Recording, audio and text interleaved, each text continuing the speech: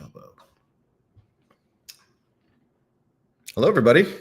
Thanks for joining us today, broadcasting to you live from the Milky Way galaxy, the solar system, planet Earth, North America, the United States of America, Illinois, Chicago, to be specific. My name is Brian Engelman. That is Blake Walley, and this is the Agree to Disagree show here on the New American Media. Thank you for joining us. The old American media has failed you, which is why we show up at these events, and that's why we talk to people. That's why we film what's happening. That's why we give you a broad scope of the micro, the macro, and the in-between, the analysis when we do these programs. Thank you so much for joining us. Make sure you're following Blake. He's on X at TV's Blake Walley, and follow the New American Media on X at American_media_. We were out the past several days here in Chicago for the convention.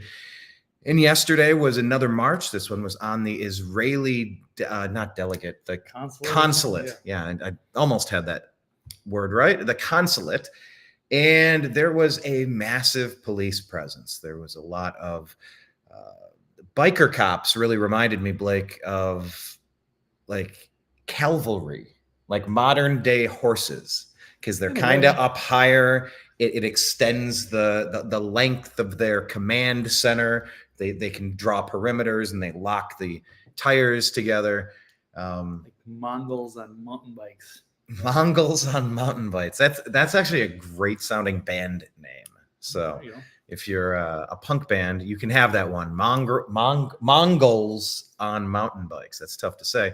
But what struck me was what I put out as a short on the New American Media on YouTube. So go to youtube.com/@thenewamericanmedia. We have 13 years of coverage, 1,500 different videos.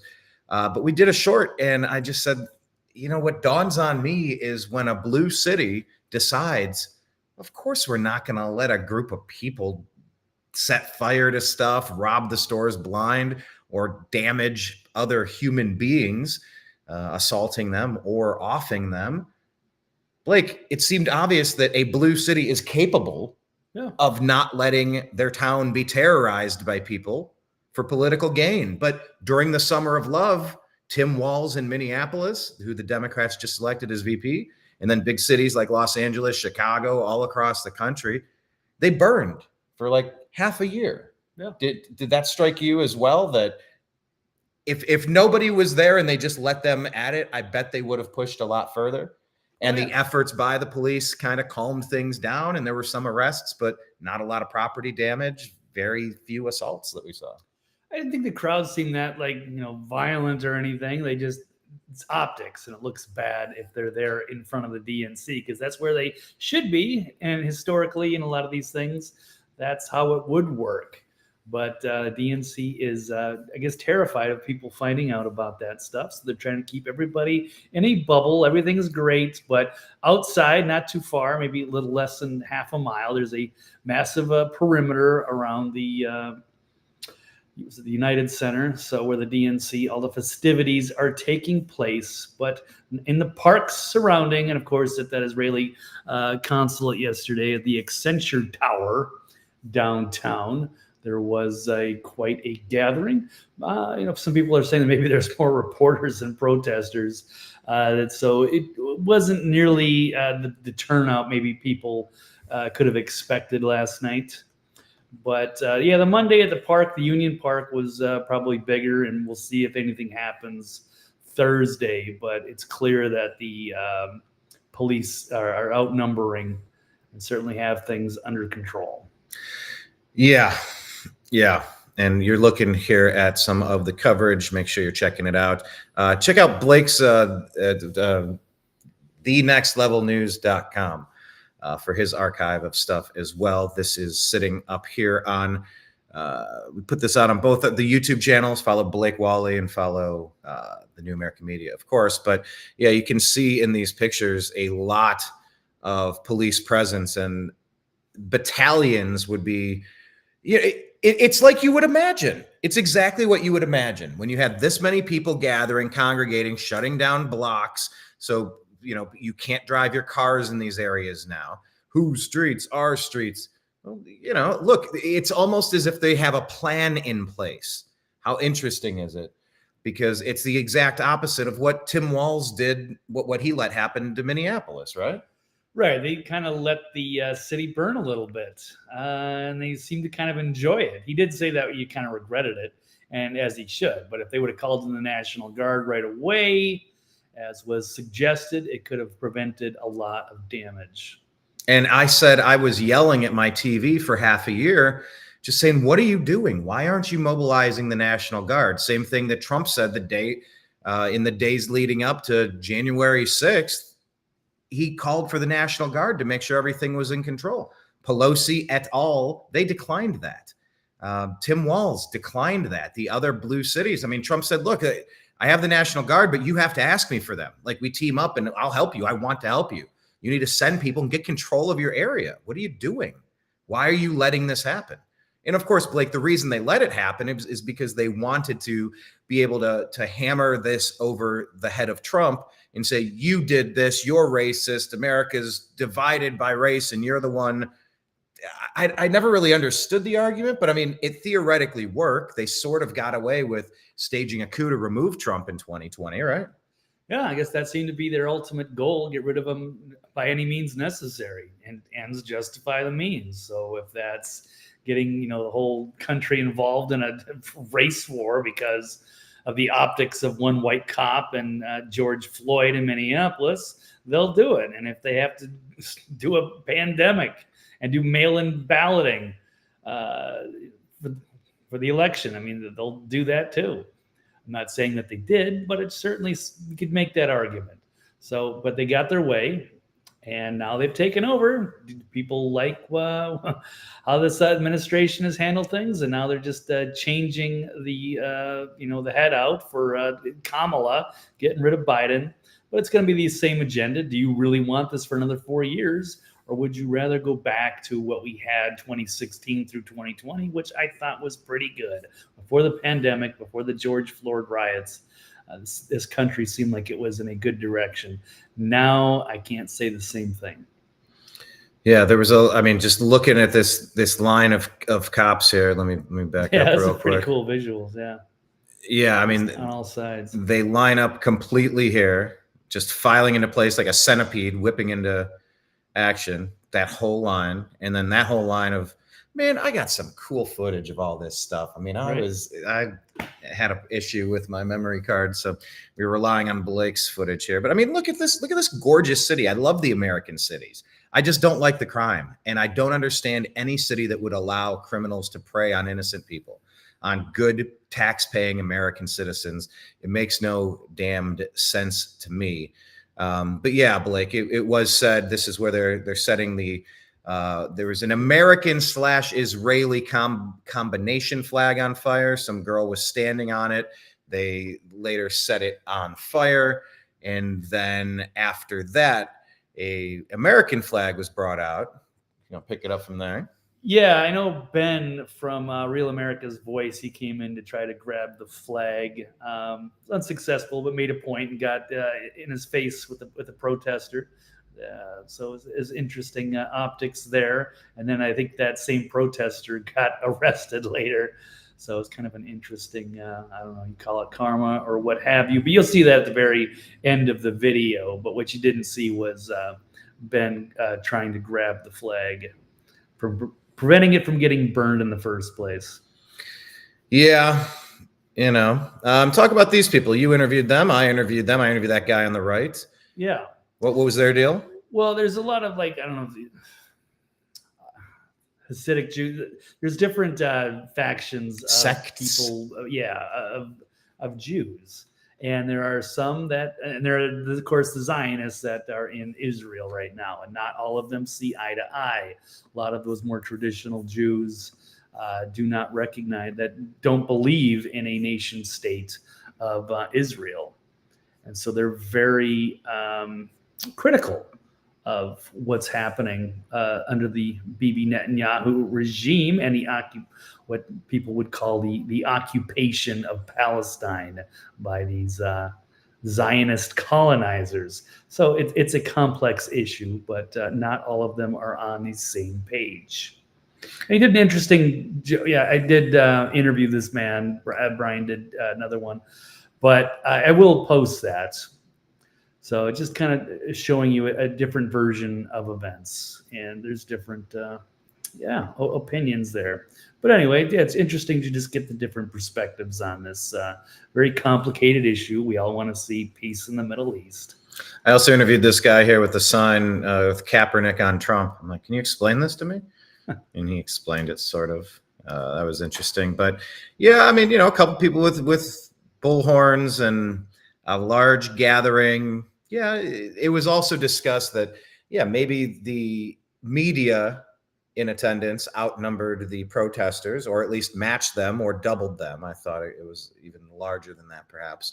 But it is splintering the Democrat Party, Blake. I mean, one of the stories in our stack today, and we'll get to it in a minute, is RFK peeling off, allegedly, potentially, inevitably, it seems, peeling away from his own campaign and saying, look, I'm going to join the Trump administration.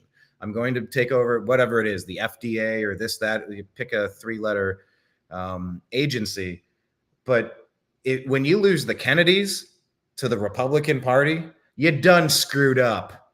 When you lose the far left, this crew here, the people that are out yelling about this situation, the war in Gaza, these are left-leaning people, but it's sort of the snake eating its own tail at this point.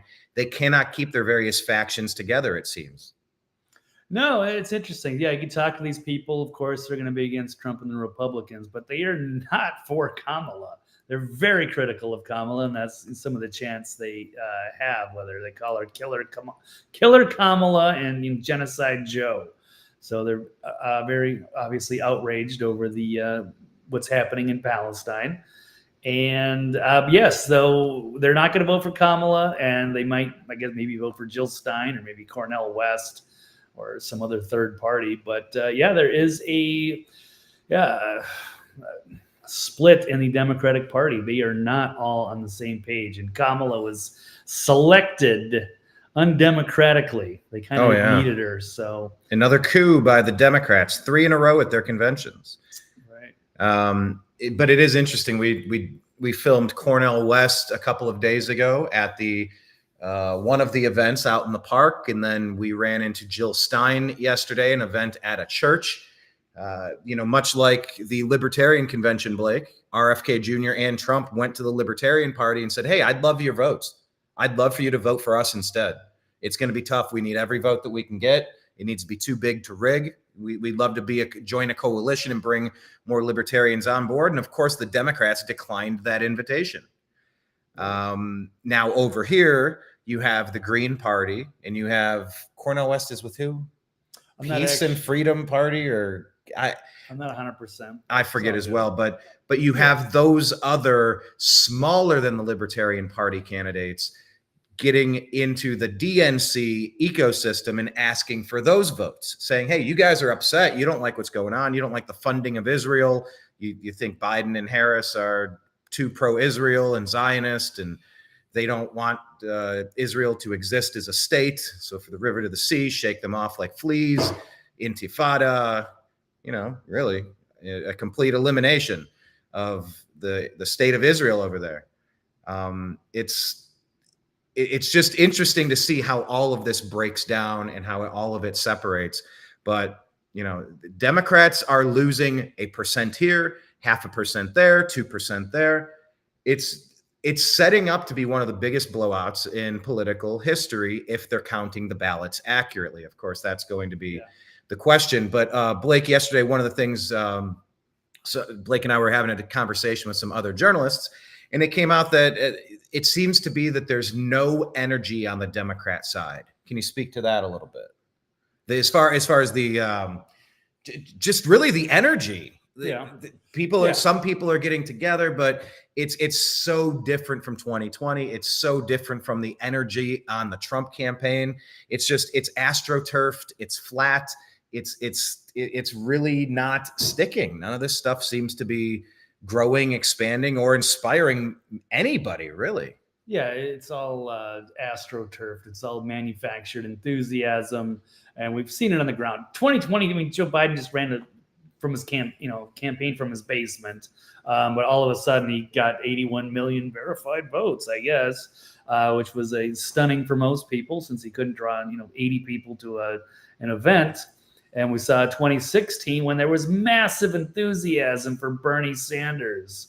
And so there were tons of people. I mean, this would have been, I don't know, 4 or 5 times the amount of people, I think, that would have been showing up at these events. Very passionate supporters. There was a far bigger crowd, and I was there at the DNC in Philadelphia in 2016, and there were far more people there than this. So that was real enthusiasm for the candidate. And of course, the DNC shut Bernie down. So, I mean, cheated him. And now they've just selected Kamala, and you're supposed to go with it. But yeah, there's a big faction in there.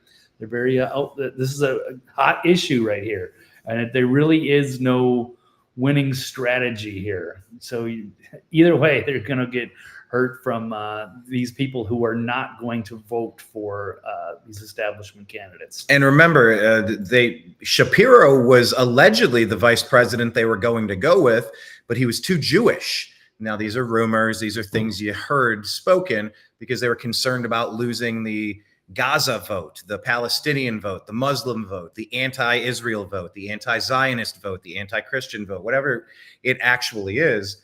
But they allegedly, if you believe some of those reports, passed up Shapiro because he's Jewish, but then they picked Walls, who, like you said, let his city burn down. And it's just trying to figure out which category of potential voter are you reaching out to? And it just seems like the Democrats are in between a rock and a hard place. Trump is being accused of talking to Netanyahu and trying to get him to vow to keep the military activities going, at least through the election. And of course, if the Democrats could pull a rabbit out of a hat and get this to calm down through a peace negotiation, that would be a big boon for the Democrats as an October surprise or something coming up on an election. Blake, do you think there's any chance the Democrats could do that, or with Bibi in charge, talking to Trump, maybe working with Trump, that there's no way they could settle this and give the Democrats a couple of percentage points and bring some of these people back? If you were guessing, what say you? I don't know if they can. Yeah, they're stuck. So they're just trying to keep this away from everything.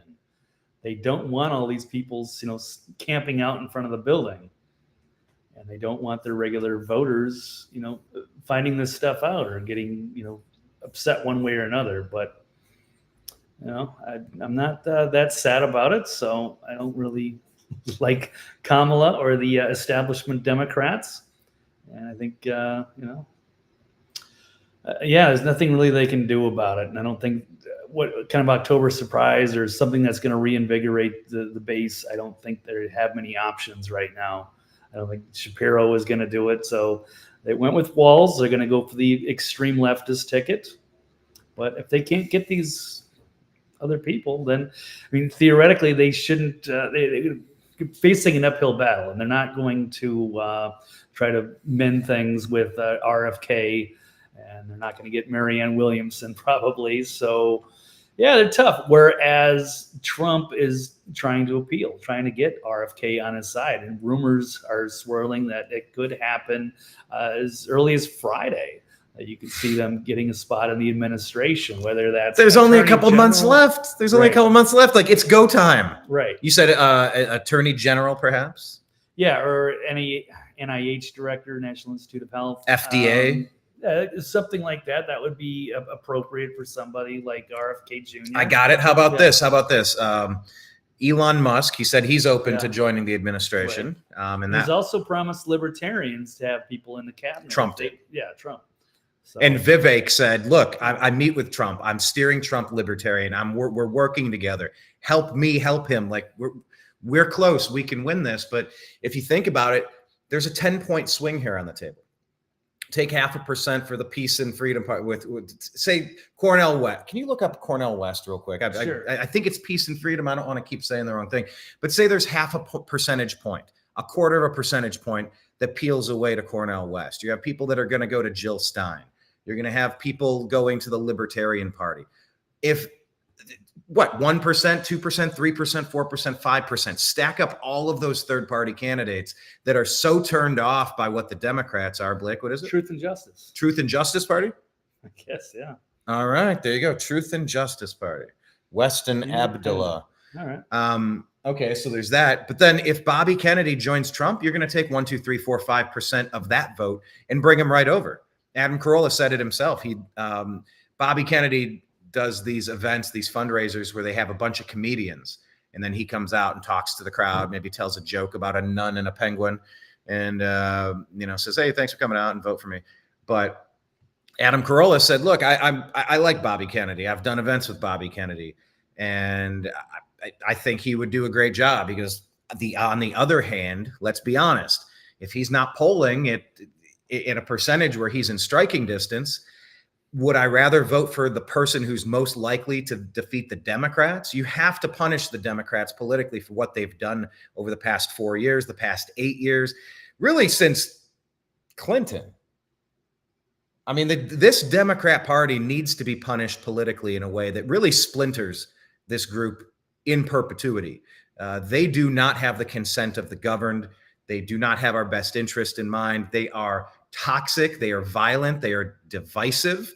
They're destructive. They're detrimental to the continuation of this country.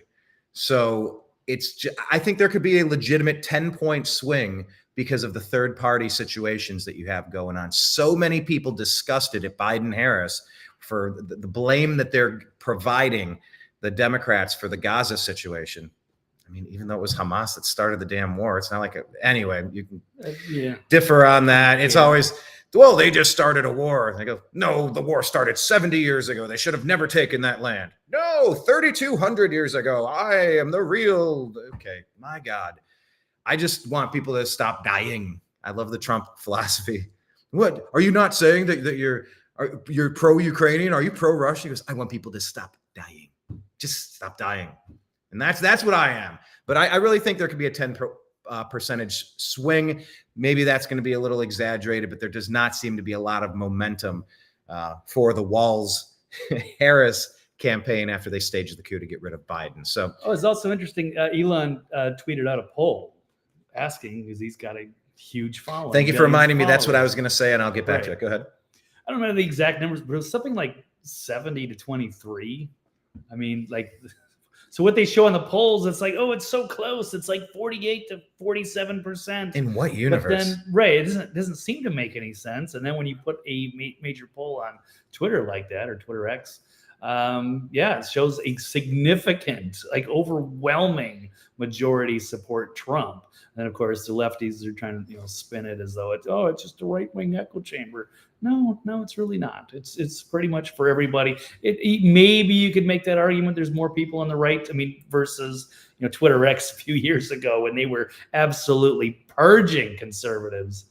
So I don't know what to make of all of that, but you're talking about a huge poll like that. It's better than 600 people were polled and a random thing and blah blah blah. Yeah, a random thing. So seriously, yeah. They get all the angry ladies coming out of Whole Foods. Excuse me, do you like Kamala? It's like, no. How about a sampling of just a wide variety of people? We know the demographics of the Democrats have skewed angry leftist women. They are the core of the Democrat Party these days, the core of the Republican Party. I mean, would it be angry men, or would it be men that are tired of the world operating upside down? What would you say the core of the Democrats are? Obviously, to say crazy, angry Whole Foods lady shoppers running the Democrat Party, they kind of are. Yeah, and the Republican Party is more masculine driven at this point, but I don't remember it being this way up until recently. It was never divided this cleanly. It seems like it's more divided than it's been before. Oh yeah, it's really gotten bad now. So you used to be able to, we were all united as Americans. We just had differences on a few issues. But now it's pretty extreme. And now you got different sides that are just not really with America and the Constitution. and they are more going for a globalist regime and agenda, which isn't really compatible with the republic that we knew it. And now it's just all about, it's democracy and this and that. But we'll go into that, talking about the different kinds of authoritarianism and what party would be worse in that position as things stand. Yeah, so we'll get into that. But yeah, if I was trying to describe the core of the Republican Party, I don't know, Dana White, Kid Rock, and Hulk Hogan. Toxic masculinity, outrageous masculinity, over the top male bravado. I don't know what you want to call it, but I mean, it is kind of crystal clear. There's an on-demand abortion center that's being praised outside of the DNC. And then you got a rock concert at the RNC. You got ladies twerking in Atlanta for Harris, and you got, Kid Rock on stage jamming for Trump. It's just, it's going to be a very different Democrat Party in 20 years because they're not what they're going where all the abortions, and then they're just importing the third world over the open border. Yeah. So, they're all just, a mobile vehicle for abortions and vasectomies. So you're talking about, sterilizing everybody. And then, of course, they're just the gender confusion and the pronouns. What will how will that affect the Democrat Party in 20 years? And then you go, how come there's so few Democrats? How come the demographics have changed? And then they're going to go back and look at this time. Oh, it's because of the extreme abortion and gender laws and sterilization of their own people. They've wiped themselves out. Yeah, it is interesting that you're going to vote against your own self-interest and your own replication ability. Yeah, sterilizing the dudes and aborting with the ladies. It's just but it doesn't matter, Blake. Different philosophy. You can get rid of as many current Democrats as you want if you import 10 million from anywhere else. And wow, that seems like a replacement theory, doesn't it? Perhaps, yeah. It's a different philosophy. I think I've heard things about Irish Catholics and why there's so many Irish people. Like they were encouraged, go to America and multiply and have lots and lots of kids. So I don't know. Versus now, the Democrats don't have that philosophy. So I don't know. If their positions are toxic, maybe that's better off for all mankind going forward. Yeah, fewer people in those ranks. Philosophy, right? But they're going to have fewer people in those ranks anyway. Right. They have done all this to themselves. This was the inevitable end of how this. I'll just call it the Obama strategy. Things definitely changed with Obama, and I call this Joe Biden term his third and most honest term yet. And Obama trying to get a fourth term with another puppet at the strings. Joe is demented. And Kamala is allegedly impaired, influenced by a Russian agent called Smirnov. Really, I mean, it just seems like a puppet party, a complete puppet party, with Obama and his handlers trying to pull the strings on the next couple of years. So we're going to get into asking, let's just jump into the first story. That's a perfect segue. How about that?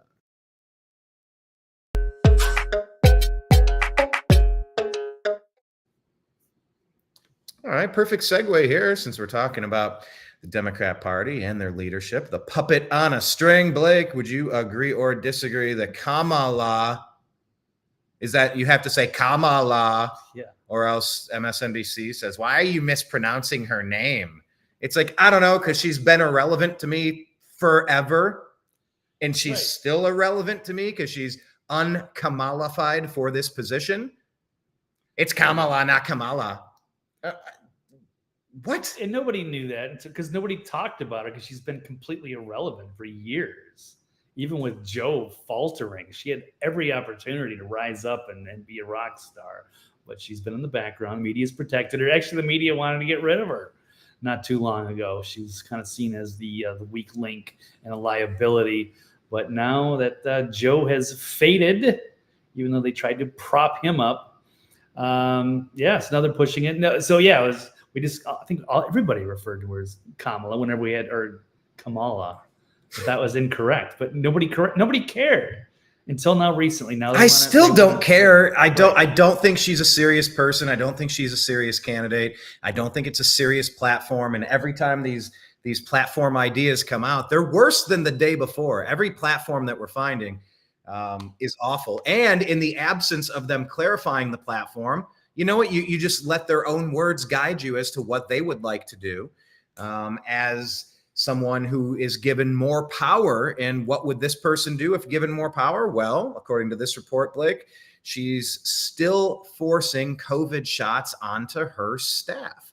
By the way, this is a good time for me to mention, hello to Tim H. and Turtle is here, and Resu and all these people. Thank you for joining us. But I did also want to mention that you need to go find countervailing views. Go to cisa.gov/rumor control regarding election stuff, and WHO and WHO.int and CDC.gov for medical issues, CDC.gov/vaccines specifically regarding vaccine-related medical claims and political implications. We have to do that at gunpoint because, they consider themselves to be the only arbiters of truth, even though all they do is lie to you. So, Blake, what is going on here with this story? Well, it's just kind of making a case that she would be a potential authoritarian, because she's even put that COVID mandate on her own staff.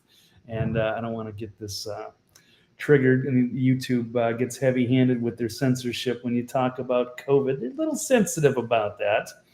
But yeah, they say one of the worst abuses of power during the pandemic was forcing Americans to take the jab to keep their job.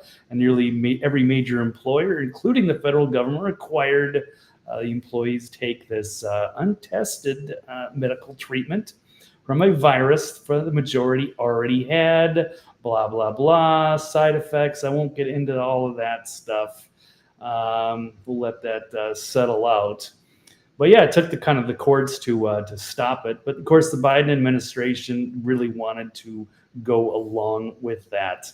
And they really seem to like the lockdown. And you see a lot of their supporters, even to this day, are still wearing masks everywhere. It's annoying. People can do what they want.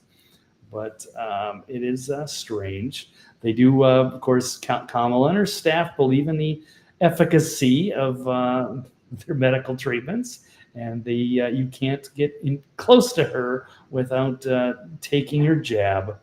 So anyway, that's another thing. I mean, she's also talked about price controls. She's also talked about her father was a Marxist professor. So it seems like, she probably is a little more in danger of being an authoritarian. A lot of the leftists panic about Trump. But I mean, what did he do in the 4 years? Did he force you to do anything? Doesn't seem like he did. So they greatly exaggerate. He's talked about being, a dictator for a day, because every, incoming president has the option on their first day to do several, a lot of executive orders. I think Biden did 50 of them. But it's not a good argument. So it does seem like she could be an authoritarian, and she has like a 92% staff turnover. So yeah, I would think if there's any issue with one of the parties going authoritarian, it would certainly be Kamala and Walz. And don't forget, what Walz did. And he was having citizens in Minnesota, they were snitching on each other. If they were, gathering, wearing without masks, they had police shooting them with paintballs.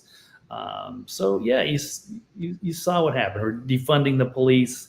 There's some major issues with the Democrats, and as they go full authoritarian, of course, we all know they don't really care for free speech from MAGA conservatives, and they certainly don't like firearms. They're always trying to restrict that. So when you talk about authoritarians, it's clearly that it's the Democrat Party. We could make a different argument under the Bush, Cheney, the neocon administration, and the Patriot Act, and all of the TSA, and all the awful things that they did. But certainly, this is 2024 now, and the Democrats are clearly the globalist siding authoritarians. Yes. Let me circle back to something. I tried to make this point twice, and I forgot to jump in again. It was about Bobby Kennedy joining the Trump administration real quick. the point I was going to make was that Elon offered to be in charge of efficiency and trying to cut redundancies, like famously trimming the fat like a venture capitalist. Of course, Mitt Romney gets criticized for taking failing organizations, cutting dead payroll, and finding a way to make them profitable. It's like that skill set's needed with the bloat of government for sure. But I think it would be interesting then if Elon were to suggest, why don't you go ahead and be the head of the FDA and be the attorney general and be this and be that? It's like, take on 10 roles. Who cares? Well, one person doing 10 jobs or 7 jobs. You can do one press conference per day. I don't know. On Tuesdays, I talk about the food and drug industry. On Wednesdays, we discuss medical issues. On, now some attorney general stuff. Let's get to that on Fridays. Attorney general Fridays. But yeah, maybe he could take on several positions, right? Afuera. I guess, yeah, cut it. You want to give anyone too much power, and there's got to be some checks and balances. But maybe that's not such a terrible idea. I haven't put much thought into that one yet. I have. It sounds interesting to me. So anyway, back to Kamala. Yeah, it's. Well, stick to. She is trying to get a bump from this convention, but she might take a dip. The more that people learn about Walz, the more people learn about Harris. It's the Kasich effect, that they'll take the generic Democrat over the Republican that's defined. In this case, it's Trump, who's been widely maligned and framed for the past 8 years, spied upon, complete treasonous acts from members inside of our own government just to try to take him out, including what happened in Butler, Pennsylvania, of course. But I don't see how the Democrats are going to get a bump from this convention. I will call it now. My guess is they're going to bring out Taylor Swift as a surprise endorsement. Blake, could you think of any bigger name?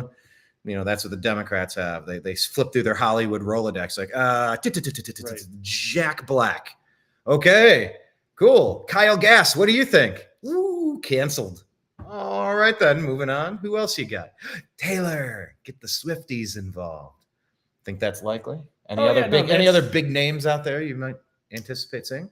I'm not altogether familiar with who the current popular celebrities are, so I didn't even recognize like the one that was in Atlanta for the rally there for Kamala, and they made it sound like, oh yeah, because they're trying to play this game to compete with Trump over the crowd sizes, but the Democrats have been faking it by just basically showing up to concerts. The people are there for a musical act, and then, oh, by the way, Kamala's going to make a speech, and then you're going to get the musical act. So we saw that happen in both Atlanta and Wisconsin.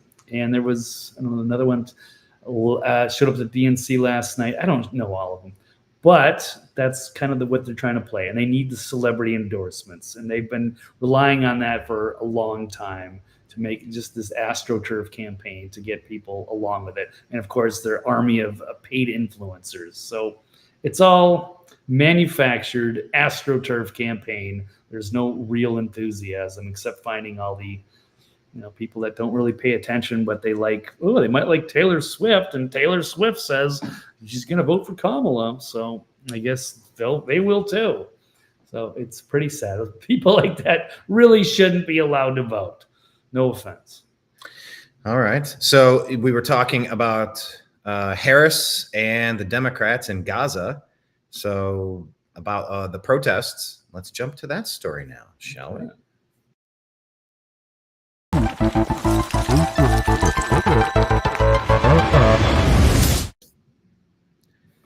All right. By the way, the FBI is investigating after maggots were found at the DNC breakfast in Chicago. That's a fun one. And of course, more reports that RFK Jr. has decided to end his presidential bid. Maybe, according to NBC, we'll see if the reporting proves accurate or not. Till then, it's just a rumor. But we like talking about rumors to dispel them, to debunk them, to consider them, to add on to them.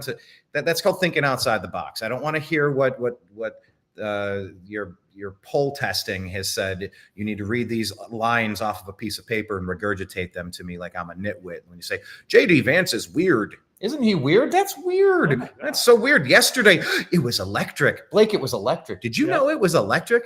Boogie woogie woogie. Yep. Did you know and that? Joyful, right?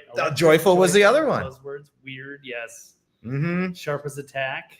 Sharp as a tack, yes. Light as a feather, stiff as a board. That's what the Democrats are. They're gaslighters. They're astroturfers.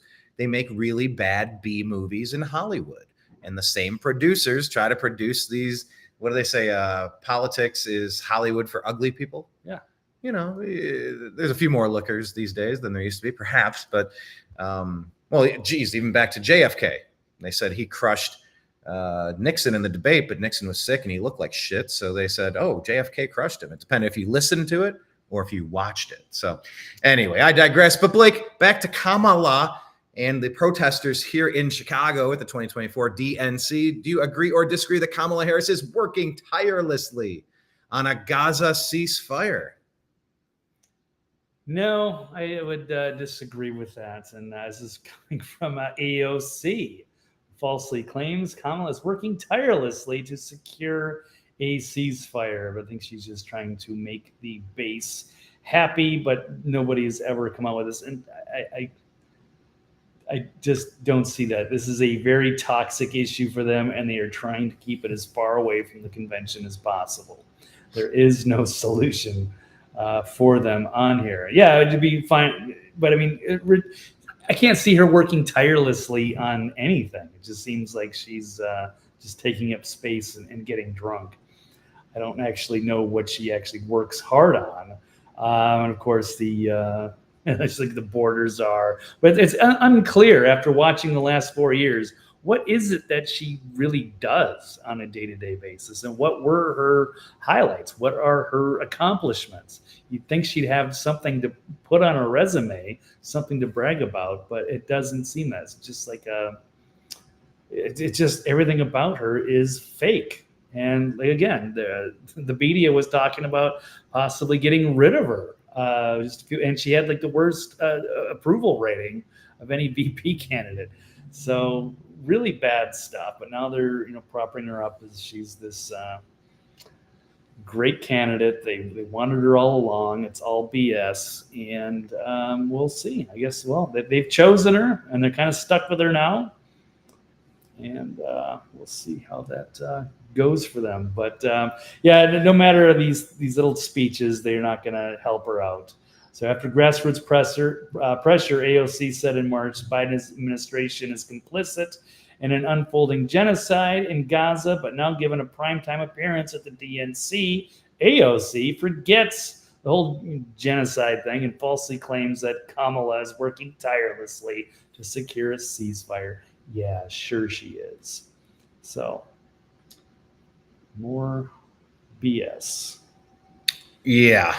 I know Blinken's trying to, it was a couple of weeks ago, it might be even a month or two at this point, but there were reports that they're getting close to a ceasefire and Blinken's putting it out. Reminds me of Wag the Dog, where it's like they ended the war that the other side started, and there was no war. It was just a PR war.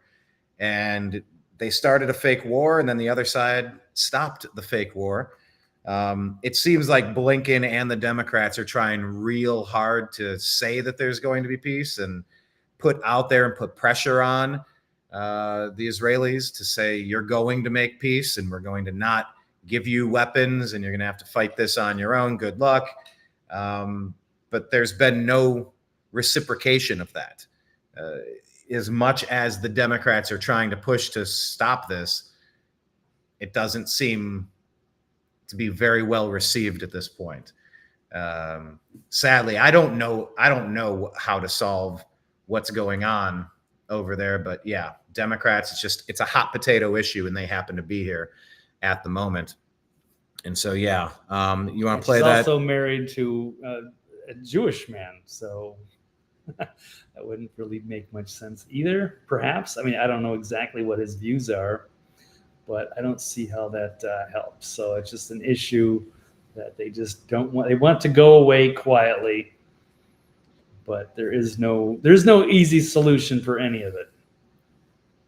Okay, well, man, I could go so many different directions here. We could talk about solutions, and you said he's of. Did you want to play this video of Kamala? Oh, we can. I don't know. I It haven't keeps even, popping up on my checked this one screen. out. Well, it's just a hilarious video. And given the immense scale of suffering in Gaza, there must be an immediate ceasefire. For at least the next 6 weeks, which is what is currently on the table. For at least 6 weeks. This will get the hostages out and get a significant amount of aid in. This would allow us to build something more enduring, to ensure Israel is secure, and to respect the right of the Palestinian people to dignity, freedom, and self-determination. She's speaking very strangely, very choppy. Yeah. What was supposed to be hilarious about that one? What did that say? She calls for a ceasefire. Oh yeah, and then clarified. No, just for 6 weeks. Right. Just for 6 weeks. Yeah, she's just trying to appease everybody, sitting on the fence, and that's fine. Yeah, there is no good position there. They're stuck, but certainly not working tirelessly that I have seen. But yeah, I guess it sounds good. But I wouldn't expect anything major to happen there. Yeah, good luck with all of that. Well, okay, if Kamala is perhaps not putting that issue as honestly as you could, if you're being straightforward, maybe there's something else that they're not being straightforward about, Blake. Maybe there's another topic.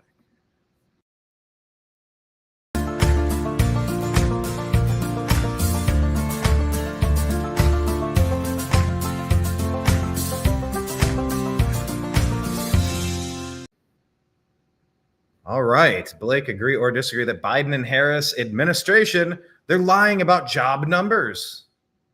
Yeah, it appears that they've, one of these narratives has crumbled. It's breaking the big lie. There's 818,000 jobs that Joe and Kamala claim to have created aren't actually there. It's actually the largest downward revision to unemployment in 15 years. It's one of those things they always like to brag. Yeah, look, that's why you got to reelect us. Look at all the jobs we're creating.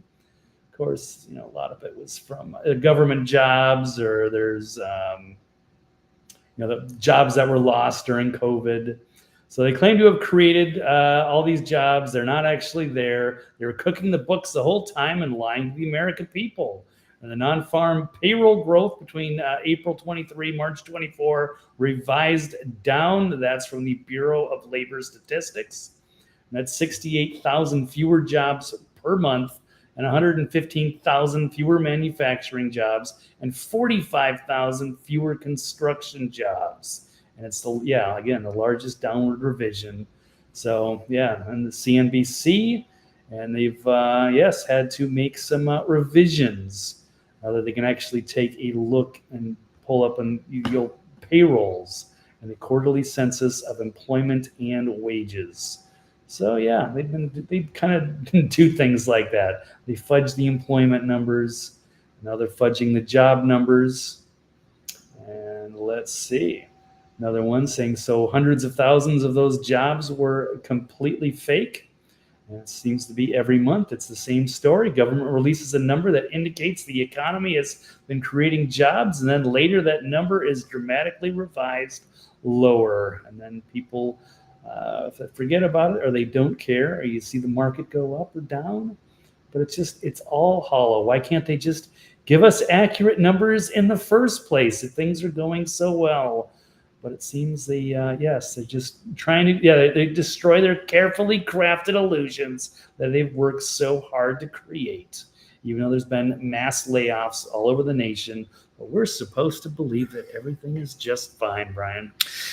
Ricky Lynn puts out, in response to Greg Price, she says it's sickening. The only reason this woman, who's Harris, is even parading around with a glimmer of hope is because of the media covering and lying to the people. Greg Price put out, in the last 24 hours, the federal government has revealed that Biden and Kamala lost 291,000 illegal migrant children who crossed the southern border. And they added 818,000 fewer jobs to the economy than they previously lied about or reported. That's a lot of people. That's 1 million people. 300,000 missing kids, missing minors, trafficked into this country. The border czar, what was she doing? Trafficking minors into the country. They're just trying to gaslight us. Oh, she wasn't really a border czar, because then she wouldn't have to be held accountable. But we all know better. And they allowed this crisis to fester. And for years, what crisis? There's nothing going on. Meanwhile, the border's wide open, and they're even smuggling people in, flying them into different cities in the middle of the night. Why? And they're losing people. They've created a crisis. And now, they want another 4 years of that. I don't think that seems like a good idea. No, not a good idea. Next topic. Yeah.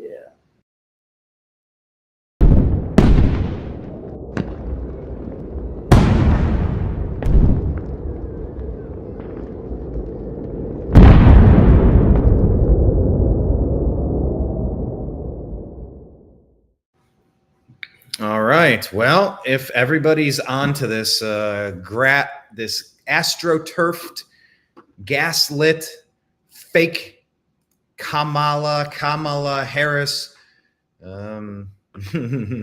hype situation, how weird is this going to get, Blake? Do you agree or disagree that Democrats will weaponize the Department of Justice against election laws?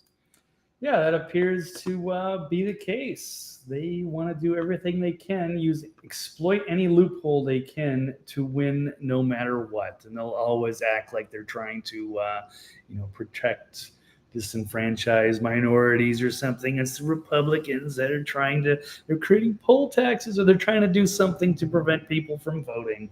But that just doesn't seem to be the case. So let's see. They're going to be using the DOJ. Let me pull up a story. It's out of the Federalist. Democrat platform calls for weaponizing the Department of Justice against election laws that the left doesn't like. They don't want transparency. So they released its platform on Sunday ahead of the DNC in Chicago, where we're at. It boasts the Department of Justice has more than doubled their staff to enforce these so-called voting rights laws.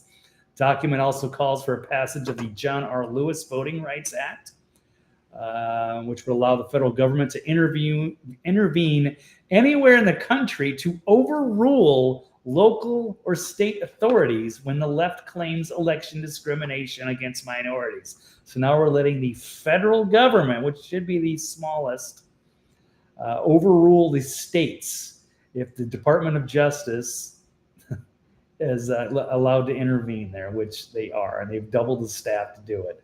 It's insane. So Congress passed the Voting Rights Act in 1965. It enacted formula requiring some jurisdictions to seek federal approval before changing voting laws because they were concerned about Jim Crow era. And there were problems back then. There is certainly no doubt about that. When people were charged poll taxes, or they were intimidated, or what have you. But now things have gotten really sloppy, and there's very little oversight. So, and they intend to keep things a little muddled, and they don't want people investigating such things, or looking at signatures or ID laws, things of that sort. And by the way, let me just jump in there, because I've had people bring up lately where they reference where Trump was talking to a group of, I don't know, it was a Christian group. And he said, just vote for me once. Just vote for me one time. That's all you need. Just vote for me once. And like, see, he's going to be a dictator. You're going to vote for him once, and then he's just going to change it. He's going to be a king. He's going to be a dictator. He's an 80-year-old king. He's going to be a king. He's like, no. You're going to elect me, and I'm going to fix the voting situation across this country.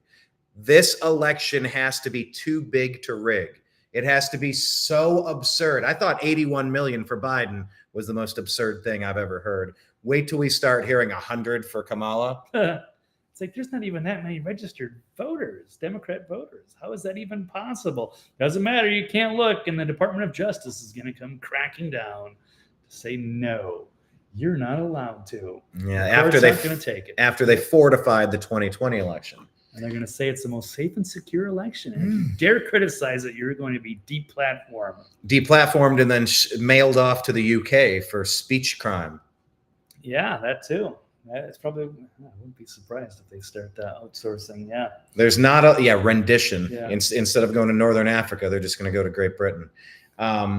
This is representing one of the very few remaining off-ramps that we have. We are careening toward a massive catastrophe. I don't know if it's savable, salvageable, or not. According to the Uber driver yesterday in Chicago, he's like, I think things are okay. You know, a little bit of this, a little bit of that, and some bad stuff on the south side. But the illegals, they're not really causing any problems that we know about. And I don't know, it's kind of okay. I don't know. I felt like he wanted to tell us something that he wasn't really getting out. Like he was hedging his bets once he figured out who we were, that we had opinions that I don't know. But maybe it's a big deal. Maybe it's not. I just don't see many off-ramps with the complete weaponization of the Justice Department, the injustice department, as it were. When you turn your talons inward to go after your political dissenters, I mean, it's devolved into revolutionary status. It's no longer a functioning government, and it's obvious. My call to the Democrats is to stand down. Nobody believes. I've seen plenty of polls that show a majority of Americans don't believe that 2020 was on the up and up. And you could say it's because of this, it's because of that, the drop boxes, the media, Google results. I mean, there's a million ways that things could have been messed with. But I think 3.5 years of hindsight and a frustration with lack of progress and a lack of repair in this country, I think it's pretty clear whose side the American people are on. So my message is to stand down, deep state. Nobody likes you. Nobody believes you. Don't you dare try to pull something this election cycle. And I mean it. I mean that the American people are not going to put up with another repeat of what happened in 2020. Blake, are you less optimistic? You think they're just going to go along with it? I got nothing else to. Yeah, I got it. They have to. I mean, if they don't win, things could be turned against them in a bad way once their corruption is exposed and they're out of power and can't do anything about it.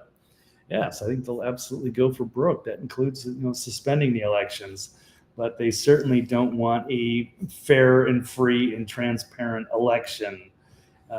So you're seeing this weaponizing the DOJ. The Democrat platform targeting, I guess, what leftists frequently call voter suppression laws, are from Georgia, which requires, common sense things like vote. Like if you want to get an absentee ballot, you should have like a voter ID, places drop boxes inside more secure early voting sites so they can have oversight. And they ban the use of buses and other readily movable facilities at regular polling locations. It just seems like people want, paper ballots, oversight, election watchers, IDs, things like that, but they call them, Jim Crow 2.0, blah, blah, blah. And it's Republicans, trying to disenfranchise poor people. But it's not like it used to be. That was 60 years ago, 80 years ago. And it appears that, that they just want to win the election at all costs. And so they are manufacturing this stuff so that they can work the loopholes in their favor. Yes. Well, speaking of things being in your favor, we mentioned it at the top about Bobby Kennedy and Donald Trump. What is going to be in their favor moving forward? Let's talk about it.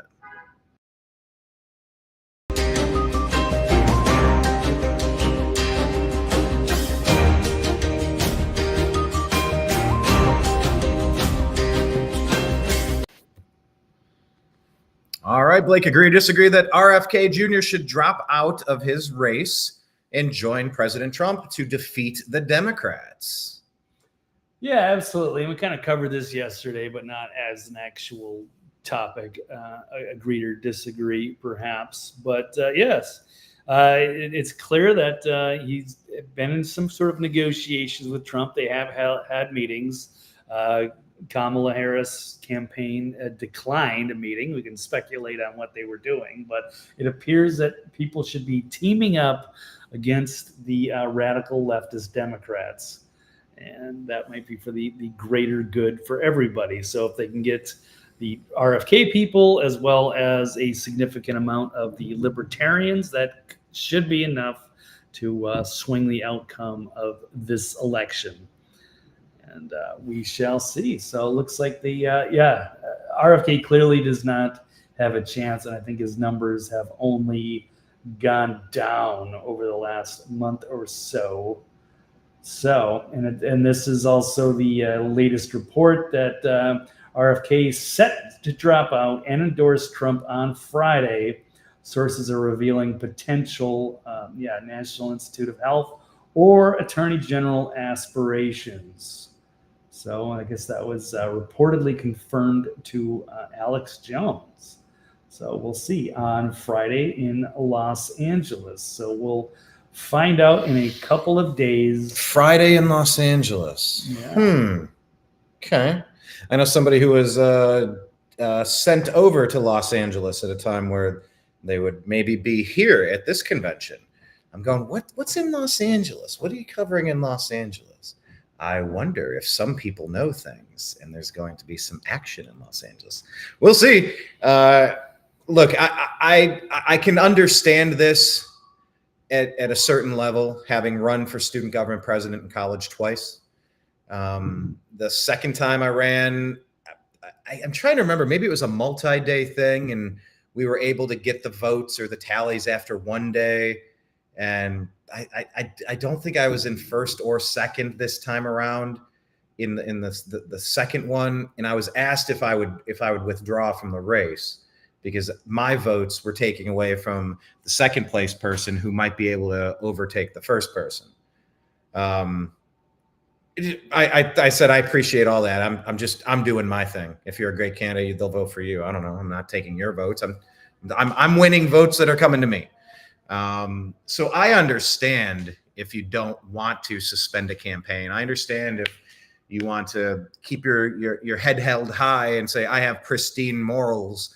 I am a libertarian. If there's a candidate that is not pure perfection, I could never lower myself to vote for one of these two lesser candidates. It bugs the shit out of me. I totally understand, but I definitely think there are some times where you can have a third-party dissenting opinion and other times where you got to kind of hold your nose and vote against the thing that cannot continue. And I think the Biden-Harris administration, fueled by Obama, I think it's one of those. All hands on deck, stop them at all costs. And they made an enemy out of Bobby. Bobby, if the delegates had a chance, Blake, what do you think the DNC Democrats would have done? You think they would have picked Harris or RFK Jr. if he was allowed to participate in his family's party? His family helped build that freaking party. It's an interesting... He is pissed off at them, and they made an enemy out of him. And maybe politics makes strange bedfellows. You don't have to love everything about somebody, but go look. Would you go ahead, throw your vote away? 3%, keep your 3%, but vote for me. I'll bring more libertarians in. We were there at the speech where Trump was saying, "Just come on, join my team." Yeah, no, I think that's great, and I was come in. Yeah. I'm glad Bobby, RFK ran. I was hoping that he would run exclusively as a Democrat. He did in the very beginning. He would have won. I don't know about that. After we saw what they did to Bernie and the super delegates, I don't think he had a chance. They would have absolutely destroyed him. So, but that would have been interesting and to see how many delegates and perhaps cause that rift, just similar to 2016 when it was chaos and there was but Bernie had way more, I think, support and enthusiasm than RFK would have. So I don't know. There's some controversial issues with him. And they embrace, and he's not a socialist like Bernie, which we've seen the leftists go much, much farther left these days. Whereas I consider RFK more like a classical liberal, like his father and his uncle. Well, let me ask you this one. Who do you consider Thomas Massey to be? because there's a agree to disagree question here as we kind of Yeah. start wrapping up our prepared remarks. Do you agree or disagree that Congress members should not hold dual citizenship? And that's a Thomas Massey conversation point, a talking point. And he would be, I guess, on the right, but he's a classical libertarian. Yeah, I don't know exactly where to. He's a traditional guy. He may be conservative, maybe libertarian. I think those are fair. Or you could even lump him into that classical liberal group. But I think he fits right there. I think he's a principled guy. Now, one of the few really good people in Congress, I think. And he says I think everyone should agree, people shouldn't be dual citizens, because then who are they actually representing? We want absolute Americans through and through that are our representatives. Yeah, but what is an American if there's no border? Right. But yes, I think it's he's criticizing basically there is a dual citizen of Israel. But of course, he says this, and it seems like common sense, but then he was being accused of anti-Semitism for stating members of the U.S. Congress should not be allowed to hold dual citizenship.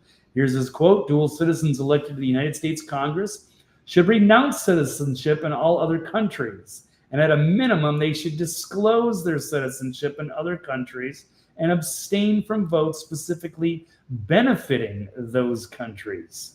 So now Massey didn't call out any country by name, but he was immediately accused of anti-Semitism by one of the state representatives in Florida, who said, his name was Randy Fine. He said, "This guy is just gross. Who in Congress is a dual citizen? I think we all know the slur that he is tossing around."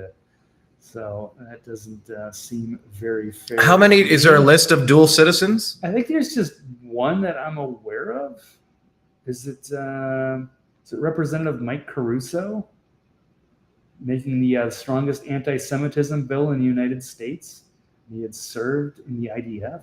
I can't quite remember here, but there is one member here. And of course, he's also been under fire for calling out Republican colleagues for having the AIPAC babysitters that influence their opinions. Of course, AIPAC is not, you don't have to register as a foreign outlet. So essentially the accusation is that Israel is influencing the Republican Party, and that here at the DNC that Israel is influencing the Democrat Party. Well, just saying that if you're a dual citizen of Israel and then you're voting on all of the issues that are pro-Israel, so are you an American, or are you America first or Israel first? And I think it just happened to be that one person. But I think it doesn't matter which country they are. They should be American only. But not everybody's going to agree with that. But then what happened? What if everybody was a dual citizen? Then who were they actually voting for? To me, this seems like common sense. But since there was one person that happened to be Jewish and Israeli, then they were being labeled as an anti-Semite. Yeah, this one just saying breaking as well. This is post-millennials reporting it too, that RFK Jr. is dropping out by Friday, endorsing Trump. We'll see. We'll see if it happens. These are just preliminary reports, but where there's smoke, there may be fire. The whole game that the Democrats play, Blake. I watched an interview this morning, and of course, I interviewed somebody. Check it out on our Rumble channel for the New American Media, and on YouTube, the New American Media. But interviewed this nice girl. She had a Jesus flag, and I was like, "Is Jesus on the ballot in 2024?" She's like, "No." I said, "All right, well, what are you here to say?" And she told me why she was out here and what she had to say. And I said, "All right, so have you decided who you're voting for?" She said, "Yeah, I'm voting Trump." I said, "Well, what would you say to someone who has a low opinion of this guy? They don't like him personally. What do you say to that person to kind of get them to maybe think about it?" She's like, "Well, as a woman, as a black woman, I was told he's racist and this and that." And she's like, "I don't care about any of that. And I don't see any of that." She goes, "What I see is the economy was better. I could afford my rent. I could afford my groceries. And it hasn't been that way with Biden in office. Let's go Trump," But that's what the Democrats are all about, Blake. It's like, first we split you by, well, is it sex or do we split you by race? Do you go by male, female, or do you go by black, white, Hispanic, other? Then when you get there, it's like, okay, well, what's your religion? Okay, all right. What's your sexual preference, buddy? What do you like to do under the sheets? It's like, get away from me, you creeps. I'm more than my skin color, and I'm more than who I decide to romp with. But that's all the Democrats are fixated on. They don't offer policies that work. Really, the past 2 weeks, every policy position that you've seen the Harris campaign, air quote, put out there, it's one terrible idea after another, Blake. You know, the price controls and obsessed with your 10-year-old might want to be a different gender, Brian. Yeah, that's what Americans are really clamoring for as a solution to take your daughter away and put her on puberty blockers behind your back.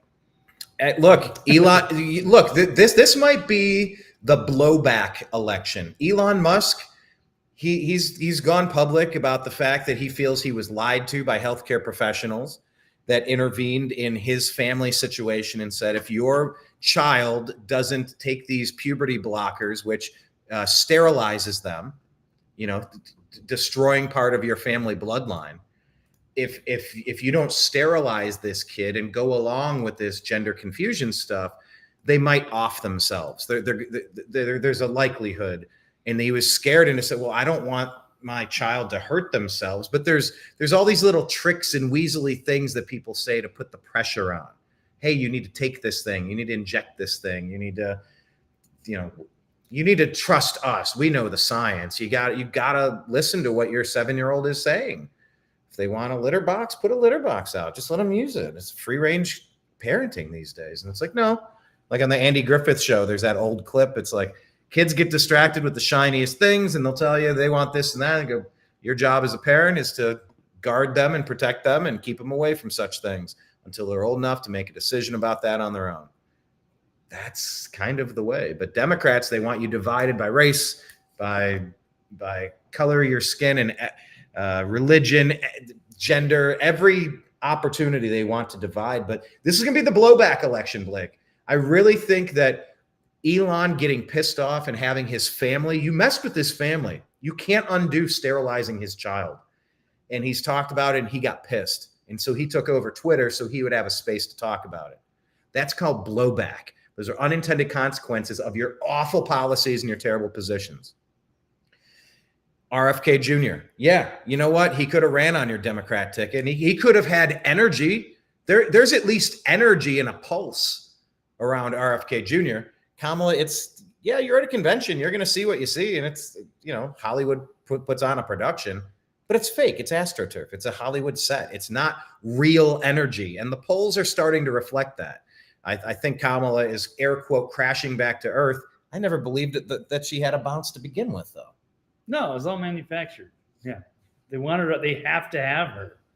But I mean, if Biden was still, capable and he wasn't, faltering from the dementia or whatever, the age, then there's a chance that you could see Biden and maybe getting rid of Kamala seen as the dead weight and find somebody who would have been, more popular or been a better complement to Biden as the VP.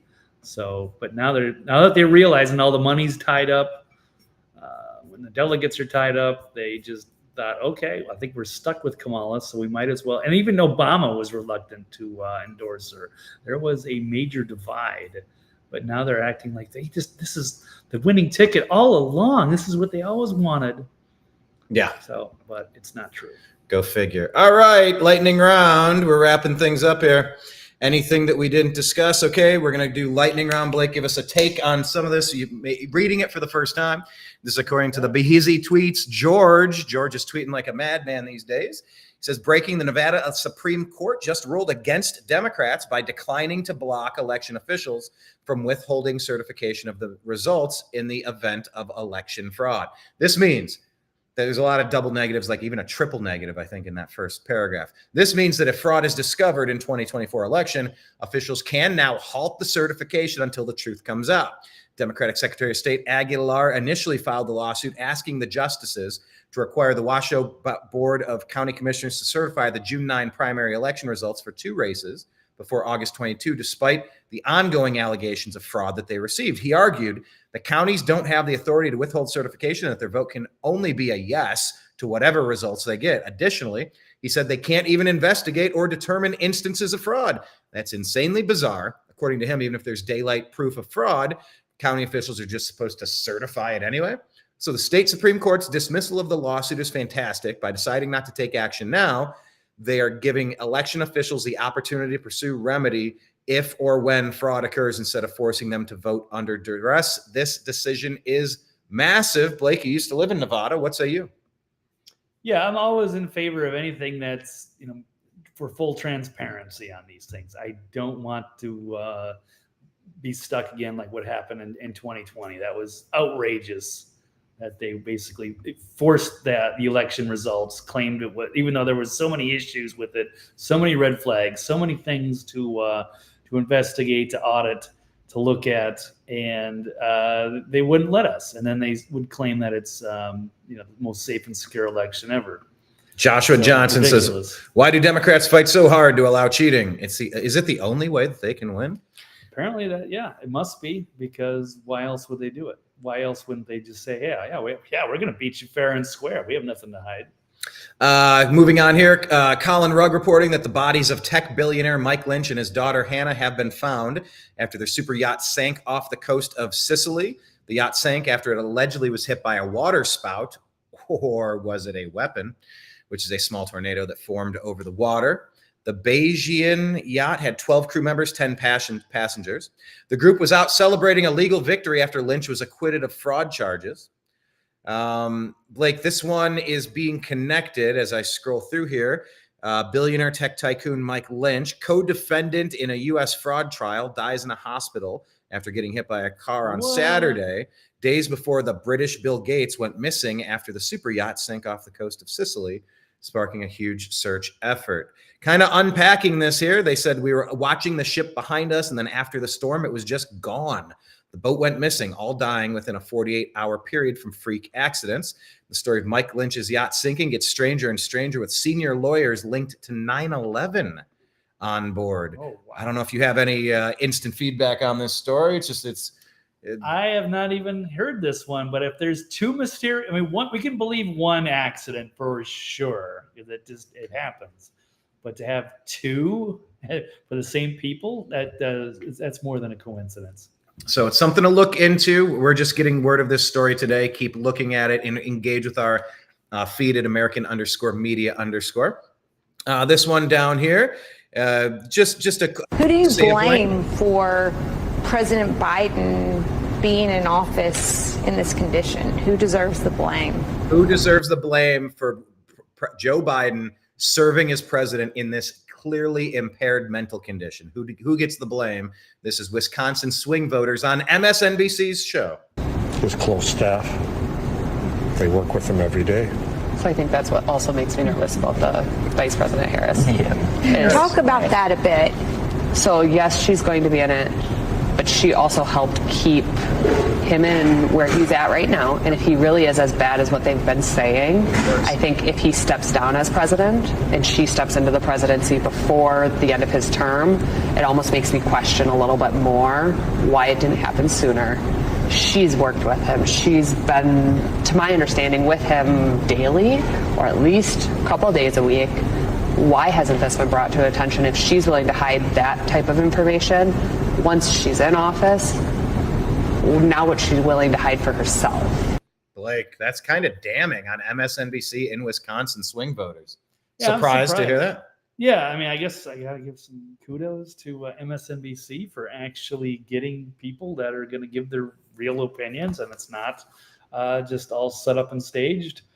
But that's not good for them. But I don't know what Kamala was, supposed to do if she notices that she can't just, be a whistleblower. But something should have come out with this administration that Biden was faltering, and it's a bad thing for everybody involved in the administration, including the news media that knew all this stuff. But it just shows you you can't trust these people, and they can't be honest, because if anybody would have thrown Joe under the bus and reported him as faltering, then they would have been ostracized. They would have been excommunicated. Their career would have been destroyed for telling the truth.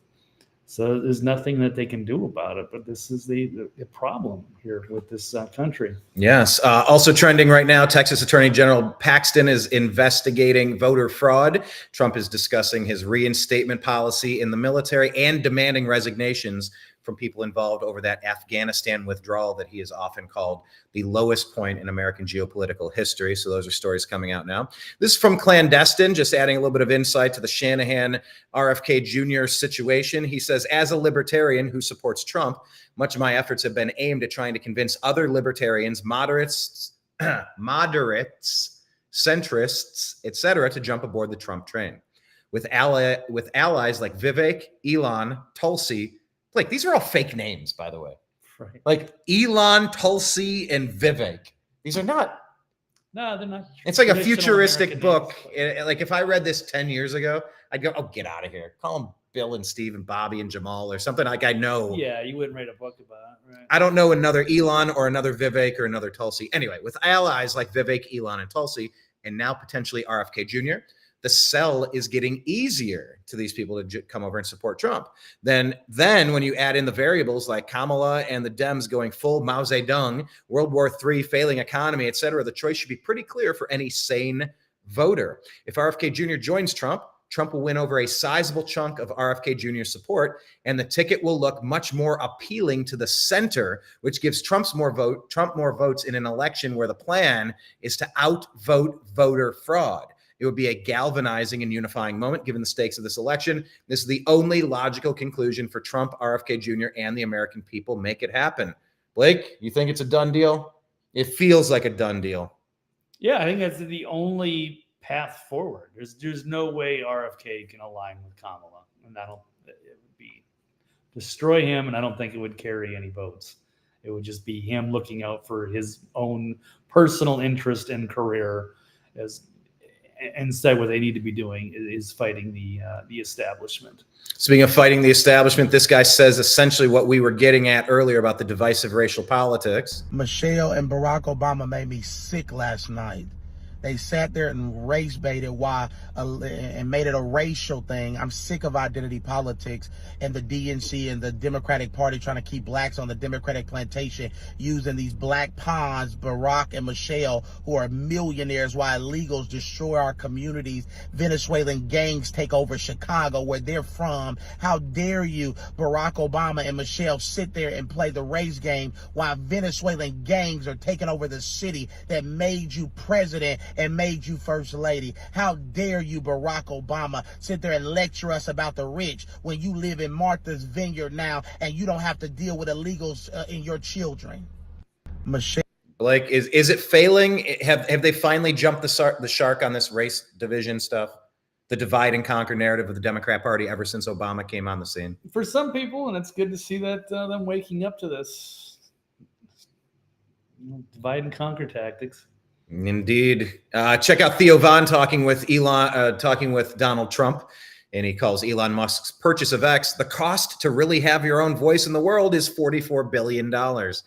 And Donald Trump says he's a fantastic guy. He's a brilliant person, and the country should be very proud of him, actually.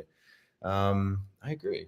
I think it's interesting to see how this super team has been formed. All right. Super teams being formed. Of course, Elon mentioning the declining birth rate. If that wasn't the case, maybe we wouldn't need so many people to jump into this country since we're not having as many kids. There's just a fun infographic here about how the toy guns have been replaced with real guns on X, and it's gone the exact opposite on every other Facebook, Samsung, Microsoft, Google, and Apple emoji to turn them into cartoony laser things instead of what they actually are, useful tools to keep demons at bay. So I would just say go ahead and take a look at the rest of the stuff that we have put out on the X feed here at American_media_.